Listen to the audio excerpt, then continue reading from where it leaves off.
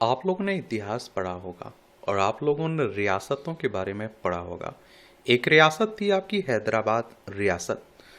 हैदराबाद के निजाम ये दुनिया के सबसे अमीर और कंजूस शख्स थे। तो बात करते हैं, जानते हैं, समझते हैं। और इन रियासतों को एक करने में, भारत में मिलाने में सबसे ज़्यादा अगर किसी का योगदान है तो देश के पहले गृह मंत्री और देश के पहले उप प्रधानमंत्री सरदार वल्लभ भाई पटेल का। इन्हें आप लोग अपनी स्क्रीन पर देख रहे होंगे। देखिए, ये हमारा प्यारा भारत है। एक जमाने में ब्रिटिश सरकार के काफी वफादार रहे आसफ जाह मुजफ्फरुल मुल्क सर मीन उस्मान अली खान ने 1911 में हैदराबाद रियासत की गद्दी संभाली थी। अपने जमाने में उनकी गिनती दुनिया के सबसे रईस लोगों में होती थी। टाइम पत्रिका ने अपने 22 फरवरी 1937 के अंक में उन्हें अपने मुख्य पृष्ठ पर छापते हुए शीर्षक दिया था, दुनिया का सबसे अमीर व्यक्ति। हैदराबाद रियासत का कुल क्षेत्रफल 80,000 कितना 80,000 वर्ग किलोमीटर से अधिक था। इंग्लैंड और स्कॉटलैंड के कुल इलाके से भी ज्यादा। निजाम अमीर होने के साथ साथ बहुत बड़े कंजूस भी थे। निजाम के बहुत करीबी रहे वॉल्टर मॉल्टन की जेमिनी में फेडरिक वर्केन हेड लिखते हैं कि निजाम का कद छोटा था और वो झुक कर भी चलते थे। उनके कंधे भी छोटे थे और वो चलने के लिए भूरे रंग की मुड़ी हुई छड़ी का सहारा लिया करते थे। उनकी आंखें अजनबियों को आक्रामक ढंग से देखती थी। वो 35 साल पुरानी फैज कैप पहना करते थे और जिसमें रूसी की एक पूरी परत जमा होती थी।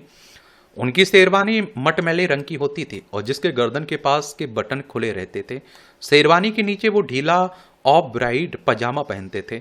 उनके पैरों में पीले मोजे होते थे और जिनके किनारे ढीले हो चुके होते थे। वो अक्सर अपना पजामा उठा लेते थे और जिससे उनकी टांगें दिखाई देती थी। खराब व्यक्तित्व होने के बावजूद वो लोगों पर हावी रहते थे। कभी कभी वो गुस्से या उत्साह में इतनी जोर से चिल्लाते थे कि उनकी आवाज 50 गज दूर तक सुनाई देती थी। सस्ती सिगरेट पीने के शौकीन। दीवान जर्मनी दास ने भी अपनी मशहूर किताब महाराजा में लिखा था, जब भी वो किसी को अपने यहाँ बुलाते थे तो उनको बहुत कम खाना परोसा जाता था। चाय पर भी सिर्फ 2 बिस्किट खाने के लिए लाए जाते थे, एक उनके लिए, दूसरा मेहमान के लिए। अगर मेहमानों की संख्या ज्यादा होती थी तो उसी अनुपात में बिस्किटों की संख्या बढ़ा दी जाती थी। जब भी निजाम को उनके जानने वाले अमेरिकी, ब्रिटिश या तुर्क सिगरेट पीने के लिए ऑफर करते थे तो वो एक के बजाय सिगरेट के पैकेट से 4-5 सिगरेट निकाल कर अपने सिगरेट केस में रख लिया करते थे। उनकी अपनी सिगरेट सस्ती चारमीनार हुआ करती थी और जिसका उस जमाने में 10 सिगरेटों का पैकेट 12 पैसों में आया करता था। हीरे का पेपर वेट की तरह इस्तेमाल। निजाम हैदराबाद के पास दुनिया का सबसे बड़ा 282 कैरेट का छोटे नींबू के बराबर जैकब हीरा हुआ करता था, जिसे वो दुनिया की बुरी नज़र से बचाने के लिए साबुन दानी में रखते थे और कभी कभी पेपर वेट की तरह इस्तेमाल करते थे। डोमिनिक लापियर और लैरी कॉलिंस ने अपनी किताब फीडन एट मिडनाइट में एक दिलचस्प किस्सा लिखा। हैदराबाद में रस्म थी कि साल में एक बार रियासत के कुलीन लोग निजाम को सोने का एक सिक्का भेंट करते थे और जिन्हें वो बस छूकर उन्हें वापस लौटा देता था। लेकिन आखिरी निजाम उन सिक्कों को लौटाने के बजाय अपने सिंहासन पर रखे एक कागज के थैले में डालते जाते थे। एक बार जब एक सिक्का जमीन पर गिर गया तो निजाम उसे ढूंढने के लिए अपने हाथों और पैरों के बल जमीन पर बैठ गए और लुढ़कते हुए सिक्के के पीछे तब तक भागते रहे जब तक कि वो उनके हाथ में नहीं आ गया। तो आप समझ सकते हैं कि किस तरह का इंसान होगा ये। निजाम के सैन्य कक्ष में गंदगी। निजाम 1940 में सर वॉल्टर मॉल्टन को अपने यहाँ नौकरी पर रखा था। मॉन्कटन का मानना था कि निजाम का आज़ादी पाने का सपना कभी पूरा नहीं होगा। एक तो उनकी पूरी रियासत जमीन से घिरी हुई थी, उनके पास समुद्र तक जाने का कोई रास्ता नहीं था। दूसरे वो मुसलमान थे जिनकी अधिकतर जनता हिंदू थी।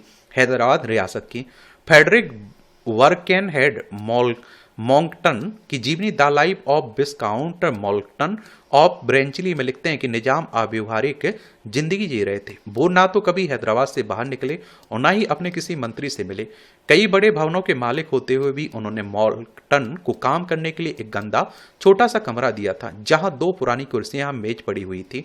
उसी कमरे में एक छोटी सी अलमारी थी जिसके ऊपर पुराने बक्से और धूल भरे पत्र और दस्तावेज रखे हुए थे।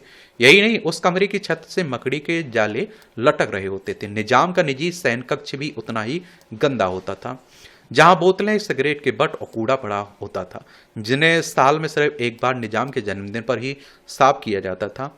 भारत का हिस्सा न बनने का ऐलान। शुरू में अंग्रेजों ने निजाम के मन में एक गलतफहमी पैदा कर दी कि उनके जाने के बाद वो अपनी आज़ादी की घोषणा कर सकते हैं। लेकिन जब ब्रिटिश सांसद स्टैफोर्ड किप्स को 1942 में दूसरे विश्व युद्ध में कांग्रेस और मुस्लिम लीग का समर्थन लेने के लिए भारत भेजा गया, तो वायसराय लिनलिथगो के दबाव ने उन्हें अपनी सोच बदलने के लिए मजबूर कर दिया। क्रिप्स ने स्पष्ट कर दिया कि निजाम की आज़ादी का कोई भी दावा राजाओं और भारत के राजनीतिक नेताओं के साथ मंत्रणा के बाद ही सुलझाया जा सकेगा। इस स्पष्टीकरण ने निजाम को परेशानी में डाल दिया, क्योंकि वो 1914 से ही मध्य पूर्व में मुसलमानों से ब्रिटेन की लड़ाई में उनका समर्थन करते आए थे।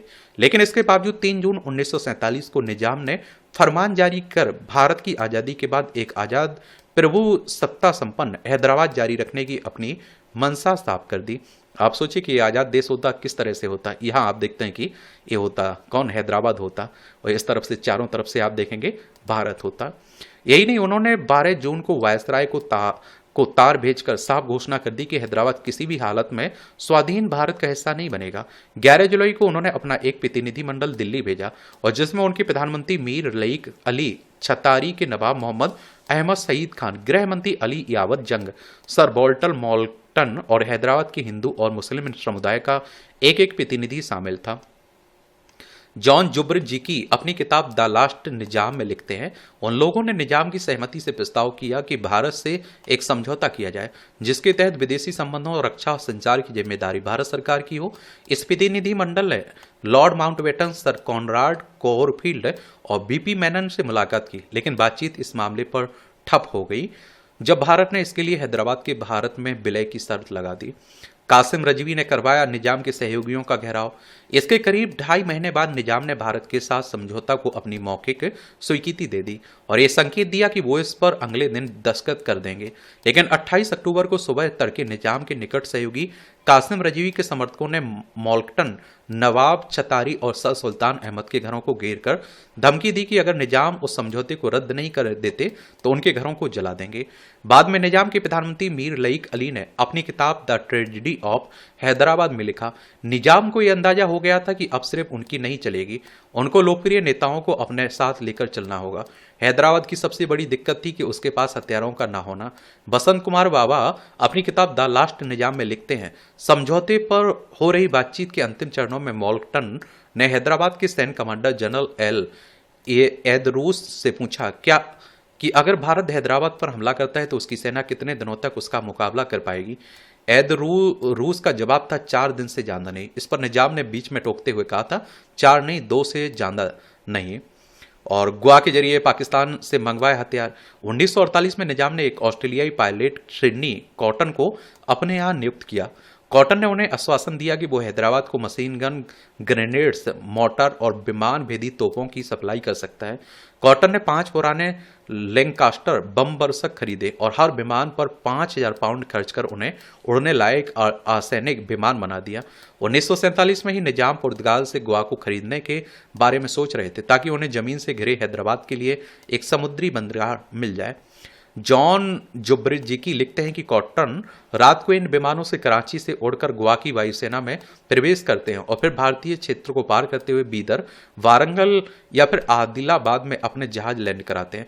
जैसे ही विमानों के आने की आवाज़ सुनाई देती है, इन विमान पट्टियों पर तैनात लोग केरोसिन तेल से रनवे पर मसाले जला देते हैं ताकि विमान अंधेरे से वहां उतर सकें। भारत को इसकी जानकारी थी, लेकिन उस समय तक उनके पास ऐसे विमान नहीं आए थे जो ऊंचा उड़कर लैंकास्टर विमानों को चुनौती दे सकें। माउंटबेटन ने निजाम से मिलने अपना प्रतिनिधि भेजा। मार्च 1948 में जब माउंटबेटन को भनक लगी कि भारत हैदराबाद पर हमला करने की योजना बना रहा है, जिसे उसने ऑपरेशन पोलो का नाम दिया, तो उन्होंने भारत और हैदराबाद की भी समझौता कराने के प्रयास तेज कर दिए। जब इसका कोई सकारात्मक परिणाम नहीं निकला तो माउंटबेटन ने निजाम को बातचीत के लिए दिल्ली आमंत्रित किया। निजाम ने इसको ना मानते हुए उल्टा माउंटबेटन से हैदराबाद आने के लिए कहा। माउंटबेटन ने अपनी जगह अपने प्रेस अटेसे एलन कैम्पबेल जॉनसन को वहां भेजा। बाद में जॉनसन ने अपनी रिपोर्ट में लिखा, निजाम के बातचीत करने के तरीके की वजह से ये बातचीत मुश्किल हो गई। वो पुराने जमाने के शासक थे जो हटी होने के साथ साथ संकीर्ण विचारधारा वाले शख्स थे। इसके बाद वो रजाकार नेता कासिम रजवी से मिलने गए। जिन्हें उन्होंने पूरी तरह से एक कट्टर व्यक्ति पाया। बाद में के.एम. मुंशी ने अपनी किताब the end of an era में भी लिखा। रजवी अपने भाषणों में भारत को अक्सर कोसा करते थे। वो कहते थे कि कागज पर कलम से लिखी इबारत से बेहतर है कि हाथ में तलवार लेकर मरा जाए। अगर आप हमारे साथ रहे तो बंगाल की खाड़ी की लहरें निजाम के कदमों को चूमेंगी। हम महमूद गजनबी की नस्ल के हैं। अगर हमने तय कर लिया तो हम लाल किले पर आसफ जाही झंडा फहरा देंगे। अपना समर्थन आधार बढ़ाने के लिए निजाम ने अचानक मई के आरंभ में कम्युनिस्ट पार्टी पर लगा हुआ प्रतिबंध हटा दिया। इस फैसले से भारत सरकार के हलकों में कुछ चिंता शुरू हुई। माउंटबेटन के भारत के जाने से एक सप्ताह पूर्व भारत सरकार ने निजाम के सामने अंतिम प्रस्ताव रखते हुए कहा कि हैदराबाद में विलय का फैसला एक जनमत संग्रह के बाद कराया जाए। निजाम ने इस प्रस्ताव को अस्वीकार कर दिया। पाकिस्तान के भारत पर हमला करने की अफवाह। बीपी मेनन ने अपनी किताब the story of the integration of Indian states में लिखा, इस बीच हैदराबाद में रजाकार हिंदुओं पर जुल्म ढाने लगे। उन्होंने विभाजन के बाद अपनी जगह से हटे मुस्लिम शरणार्थियों को अपने यहाँ बसाने की मुहिम शुरू कर दी ताकि जनसंख्या के असंतुलन को दूर कर उन्हें बहुसंख्यक बनाया जा सके। अफवाहें फैलाई जाने लगी कि लाखों मुसलमान निजाम के समर्थन में उठ खड़े होंगे। अगर भारत ने हैदराबाद का हमला किया तो पाकिस्तान उसके खिलाफ युद्ध छेड़ देगा। इसके बाद घटनाक्रम तेजी से बदला। अगस्त का अंत होते होते भारतीय सेना ने हैदराबाद को करीब करीब घेर लिया। नगर में घुसने के लिए आदेश का इंतजार करने लगे। हैदराबाद के विदेशी मामलों के प्रतिनिधि जहीर अहमद ने 21 अगस्त को संयुक्त राष्ट्र से अपील कर सुरक्षा परिषद से इस मामले में मध्यस्थता करने को कहा।